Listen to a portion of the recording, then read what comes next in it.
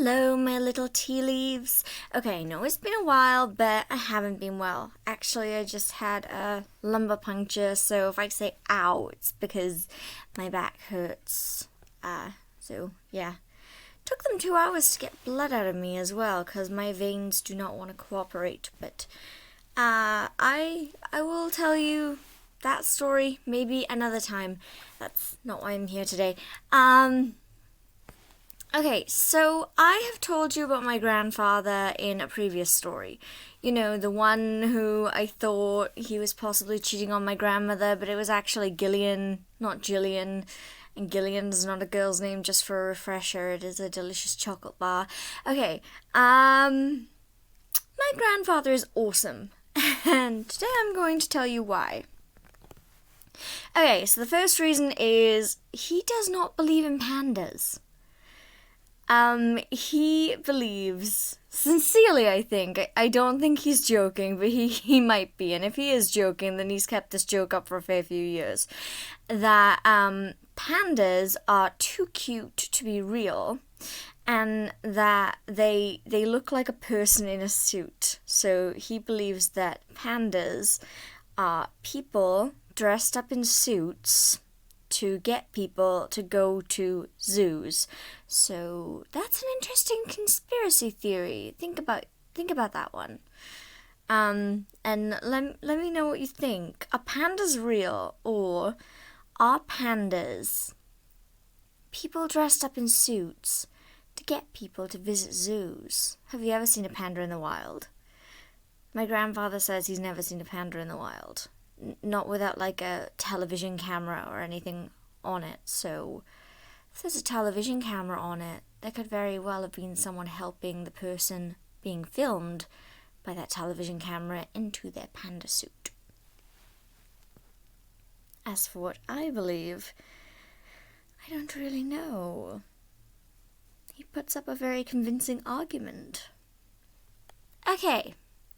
Reason number 2 that my grandfather is awesome is because he says he used to be a jellyfish. Okay, this he actually is kidding on. It's just a cool little origin story he came up with because I'm a writer and he's a really good storyteller, so he came up with this one day just for fun and it kind of stuck. So I really like The Little Mermaid. And so one day he told me, well, did you know I used to be a jellyfish? And I was like, what? And he was like, yeah, well, jellyfish have special mind-reading powers. And I always wanted to go to the surface because I heard that chocolate was delicious. And obviously chocolate is delicious. He's not wrong there. So he said, so I made a deal with Ursula the Sea Witch, and in exchange for my jellyfish powers of psychic mind reading, she turned me into a human, and I got to try chocolate. And we always joke now that my grandmother is secretly Ursula because she has like the short silvery hair. So how'd that work out for you, Bampa? You're not a jellyfish anymore, but you married Ursula, so yeah.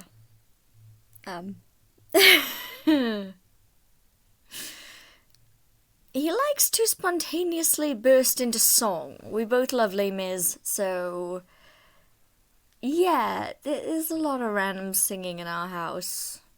Lots and lots of random singing. Oh, and when I was younger, we invented this entire plethora of monsters. We invented basically our own little monster.